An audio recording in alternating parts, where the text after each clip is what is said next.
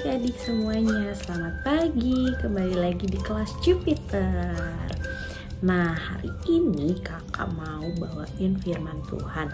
Tapi sebelum kita ke firman Tuhan, kita berdoa dulu ya. Semuanya lipat tangannya, tutup matanya.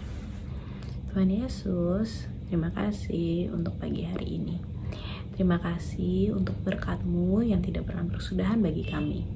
Sekarang kami mau mendengarkan firman-Mu, ajar kami duduk diam untuk mendengarkan firman-Mu. Dalam nama Tuhan Yesus, kami telah berdoa dan mengucap syukur. Haleluya, amin. Setelah Allah menghukum Firaun dan bangsa Mesir dengan tulah yang begitu mengerikan, Firaun akhirnya memperbolehkan bangsa Israel keluar. Hore, bangsa Israel bebas, bangsa Israel boleh keluar. Allah menolong bangsa Israel dengan caranya yang luar biasa ajaib. Sekarang bangsa Israel tidak di tanah Mesir lagi. Bangsa Israel sudah keluar. Mereka bebas.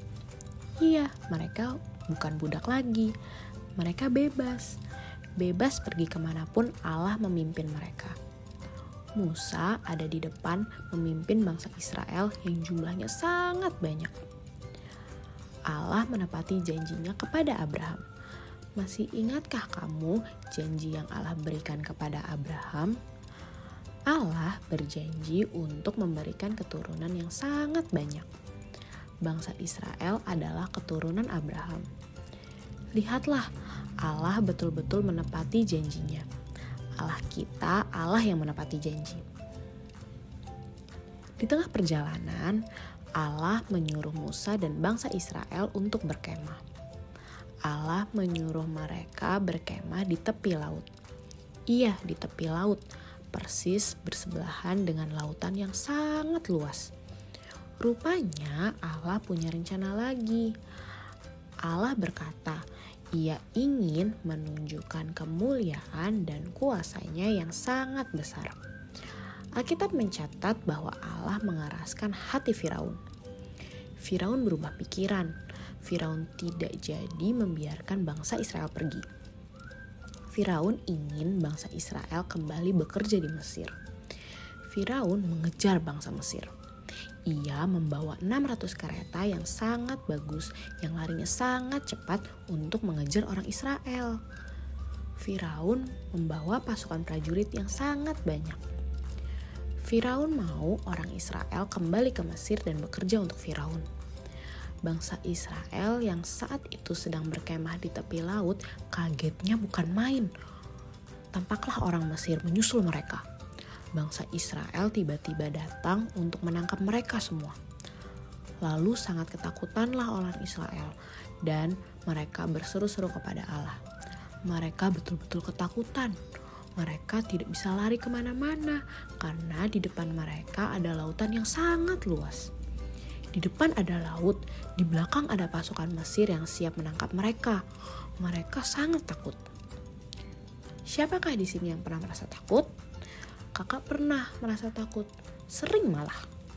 Tapi Allah sanggup menolong kakak. Allah juga sanggup menolong kamu semua.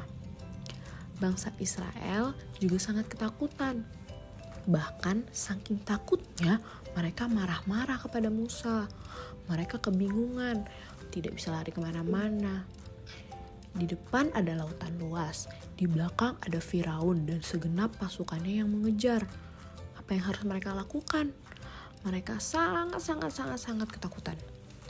Tetapi Allah mengatakan sesuatu yang sangat luar biasa kepada Musa. Allah berkata, jangan takut. Iya, Allah mengatakan kepada mereka untuk tidak takut. Kenapa mereka tidak perlu takut? Karena Allah bersama-sama mereka. Karena Allah sanggup menolong mereka. Karena Allah mau menolong mereka. Siapa yang menciptakan lautan? Tuhan. Siapa yang bisa mengendalikan lautan? Tuhan. Tahukah kamu apa yang Tuhan akan lakukan? Tuhan mau menunjukkan kuasanya yang luar biasa. Tuhan mau semua orang tahu bahwa Dia adalah Allah yang hebat. Semua orang harus tahu bahwa Dia adalah Allah yang hebat. Semua orang harus tahu bahwa Dia adalah satu-satunya Allah yang berkuasa. Allah menyuruh Musa mengangkat tongkatnya. Lalu Allah menyuruh Musa untuk mengulurkan tongkatnya ke laut. Lalu tahukah kamu apa yang terjadi? Wush, wush. Air itu mulai bergerak. Lalu ada angin yang bertiup sangat kencang. Wow, air itu bergerak ke kiri dan ke kanan. Bangsa Israel mulai melihat tanah yang kering. Air laut yang sangat banyak itu sebagian pergi ke kiri dan sebagian lagi pergi ke kanan. Di tengah-tengahnya ada tanah yang kering untuk tempat bangsa Israel berjalan.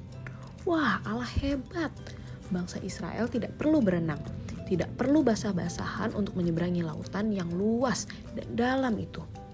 Allah menolong mereka. Allah menyediakan jalan bagi mereka. Waktu mereka berjalan, air laut itu menjadi seperti tembok bagi mereka.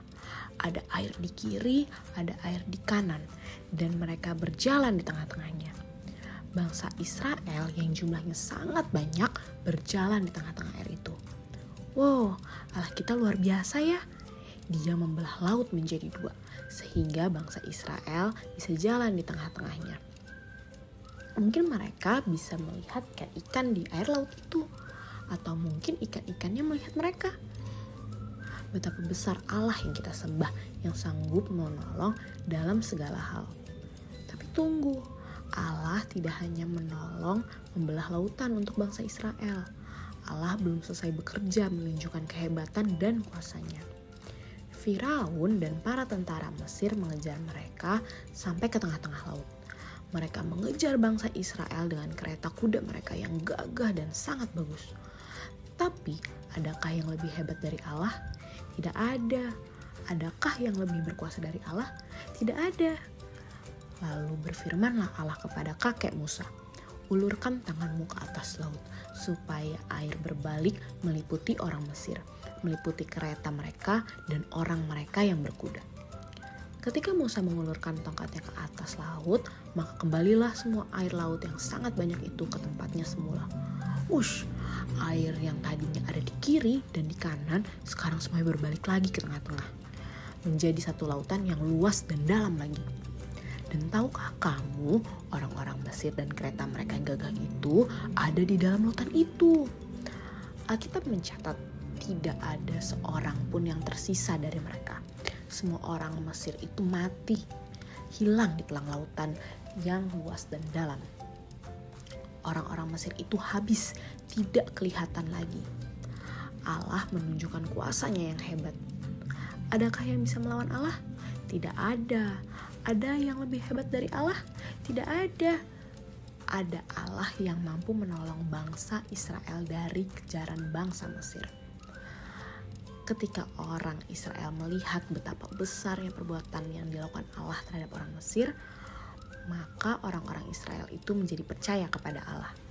Orang-orang Israel betul-betul percaya bahwa Allah sangat hebat dan sanggup menolong mereka.